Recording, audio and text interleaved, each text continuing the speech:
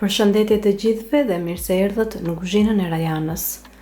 Sot do të përgatisim së bashku një menu me receta të thjeshta për iftar që mund të përgatisni për familjen tuaj.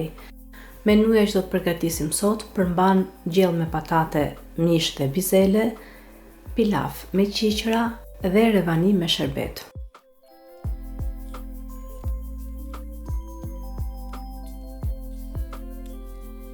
Le të nisim pa humbur kohë me përgatitjen e recetave. Në fillim do të përgatisim ëmbëlsirën.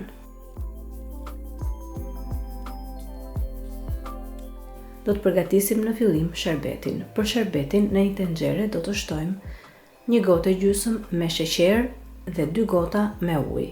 I trazojmë së bashku dhe më pas e lëm sherbetin që të marrë val. Do ta lëm sherbetin që të zjej për të paktën 5 deri në 10 minuta, kaq mjafton, dhe më pas sherbetin e heqim nga zjarri dhe e lëm gati për revanin. Ndërkohë ne do të filloj me përgatitjen e revanis. Në një tas prej qelçi unë kam shtuar 2 lugë gjelle me sheqer dhe 4 kokra vezë. Sheqeri në këtë rast përdoret vetëm për shkumimin e vezëve, gjatë rrahjes që u bëjmë atyre me mikserin e dorës. Pasi në këtë rast ju e dini që ëmbëlsira është me sherbet, prandaj nuk ka nevojë për shumë sheqer. Do të fillojmë të rrahim vezët me sheqerin derisa të bëhet një masë shkumoze, siç e shikoni dhe në video. Duhet që sasia e vezëve të dyfishohet në masë. Kur të arrini në këtë pikë, pra që vezët janë shkumuar në këtë formë, tani do të shtojmë përbërësit e tjerë. Për këtë recetë unë kam përdorur 13 lugë gjelle me qumësht, të cilat i kam hedhur në një filxhan të madh, dhe aty kam shtuar edhe 10 lugë gjelle me vaj.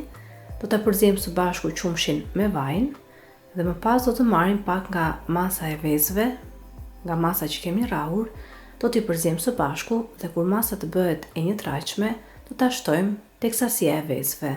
Tani do ta rrahim sërish masën.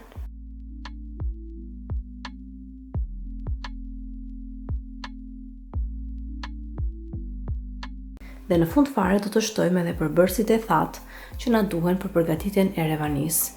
Për këtë recetë unë kam përdorur 10 lugë gjelle miell dhe 1 lugë gjelle me baking powder ose pluhur fryrës që përdoret për pjekjen e ëmbëlsirave.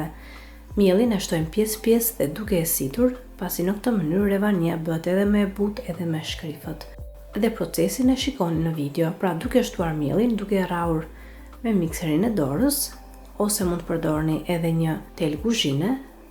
I trazoni të gjithë përbërësit mirë derisa të përfundoj sasia e miellit. Dhe kur masën e revanisë e keni gati, mos harroni që të ndisni furrën dhe ta lini që të nxehet në 200°C. Dhe ndërkohë ne do të lyejmë një tepsi me pak vaj dhe aty do të shtojmë edhe masën e revanisë.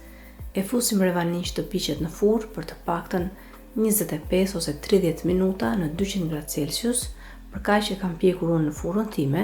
Megjithatë, kozgjatja e pjekjes dhe mënyra se si e piqni revanin varet shumë edhe nga furra që keni në shtëpinë tuaj. Dhe pas 25 ose 30 minutash, do të shikoni që revania është gati, e heqim nga furra dhe tani e lëm shumë pak që të ftohet dhe e presim. Kur revania është ende e ngrohtë, ne do t'i hedhim sherbetin, i cili në këtë rast është i vakët, pra jo i ftohtë fare.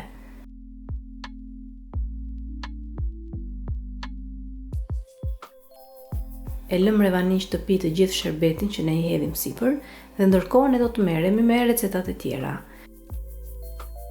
Do të fillojmë tani me përgatitjen e pilafit. Për përgatitjen e pilafit, në një tigan unë kam shtuar pak vaj dhe aty kam hedhur edhe 2 gota me orizë. Gjithashtu kam shtuar edhe erza pule. Kjo varet në dëshirën tuaj, mund të shtoni edhe erza të tjera nëse keni dëshirë. E kaurdisim orizin në zjarr mesatar për të paktën 1 ose 2 minuta dhe në këtë pikë do të shtojmë edhe ujin e nxehtë ose mund të përdorni lëng mishi ose lëng nga zgjirja e pulës. Në total për këtë recetë unë kam përdorur 5 gota me ujë të nxehtë.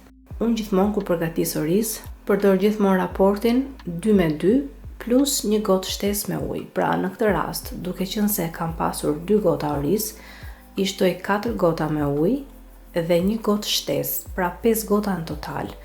Dhe tani vendosim kapakun dhe e lëm të zjej për të paktën në 10 minuta, por përpara se orizi të pi të gjithë ujin që ne kemi shtuar, ne në tigan do të shtojmë edhe një gotë me qiqra të ziera. Qiqrat që kam përdorur në këtë recetë unë i kam zierë që më parë, prandaj dhe i kam shtuar pothuajse gjatë fundit të procesit të zierjes së orizit. Dhe pasi i shtoni dhe qiqrat tek pilafi, i vendosim sërish kapakun, mund t'i lëm të ziejnë për të paktën 5 minuta dhe do të shikoni në fund fare që orizi e ka pirë të gjithë ujin. Në këtë pikë e ulim zjarrin në minimum, vendosim sipër pilafit 2 peceta kuzhine, e vendosim sërish kapakun dhe do ta lëm orizin në zjarr minimal për të paktën 10 minuta të tjera, dhe kjo e bën pastaj orizin shumë të butë dhe shumë të shkrifët. Dhe ndërkohë që edhe orizin e kemi gati, ne do të përgatisim edhe gjellën me patate, mish dhe bizele. Për këtë recetë, në tenxhere, pasi kam shtuar pak vaj, aty kam shtuar një kokër qep të grirë imët. Më pas, qepën e ka urdisim për të paktën 1 minutë në zjarr mesatar, ose derisa të shikoni që qepa do të fillojë të zbutet. Në këtë pikë do të shtojmë në tenxhere edhe 3 ose 4 kokra patate mesatare të prerë në kubik jo shumë të mëdhenj. I trazojmë edhe patatet me qepët dhe tani do të shtojmë edhe përbërësit e tjerë. Unë kam shtuar një lugë gjelle me salcë speci, kam shtuar piper të zi, mund të shtoni edhe piper të kuq nëse doni. Do të shtojmë pak rigon, gjithmonë kur përgatis gjellë me patate, më pëlqen shumë që të shtoj edhe rigon pasi jep një shije.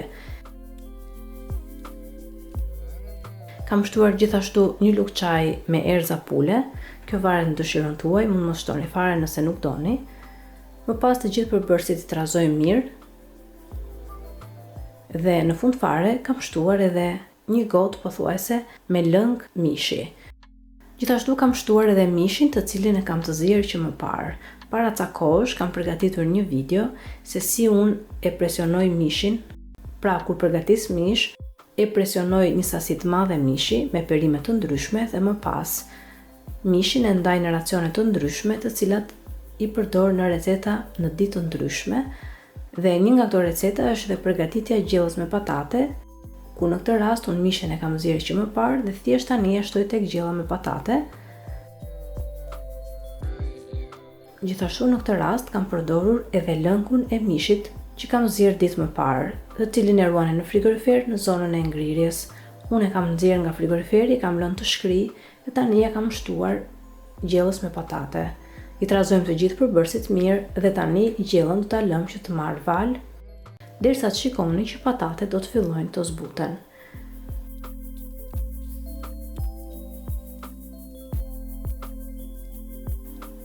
Kur shikoni që patatet kanë filluar të zbuten, përpara se ju ta fikni zjarrin, më pëlqen gjithmonë që disa patate t'i largoj nga gjella, i hedh në një tas dhe i shtyp me një pirun, duke i bërë në formë pureje, dhe më pas këtë masë e shtoj sërish te gjella.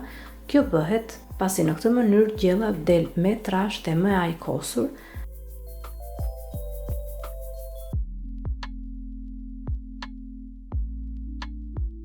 Megjithatë, kjo është në dëshirën tuaj, mund të mos e bëni fare këtë proces, dhe gjithashtu përpara se ta heq nga zjarri, unë i shtoj edhe një gotë me bizele. Bizelet në këtë rast, duke qenë se unë përdor bizelet që i kam të ruajtura në ngrirje, unë i shtoj gjithmonë në fund të gjellës, pra paktën 10 minuta përpara se gjellën ta heq nga zjarri. Por nëse keni bizele të cilat nuk i keni në ngrirje, atëherë do t'i shtoni bizelet që në fillim kur përgatisni gjellën me patate. Edhe kur mendoni që gjella ka marrë trashësinë që duhet dhe perimet, patatet, bizelet janë zbutur ashtu siç duhet, tani gjellën e keni gati. Këto ishin dhe recetat që unë kisha përgatitur sot për ju. Tani nuk na ngjelet gjë tjetër veçse recetat të servirin për familjen tonë. Sigurisht unë kam përgatitur edhe një sallatë me perime dhe bullgur, një recetë të cilën nuk e kam xhiruar, por mund ta sjell në një video tjetër.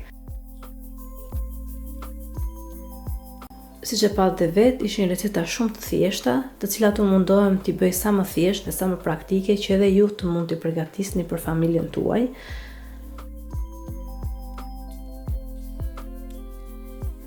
Shpresoj shumë që këto receta t'ju kenë pëlqyer dhe nëse po, mos hezitoni të jepni atyre një like, si dhe t'i shpërndani me miqtë e familjarët tuaj në rrjetet sociale.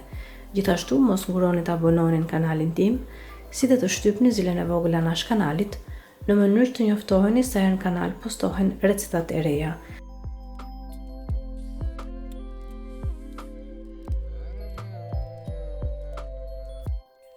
Ju falenderoj të gjithëve që më ndoqët edhe në videon e sotshme.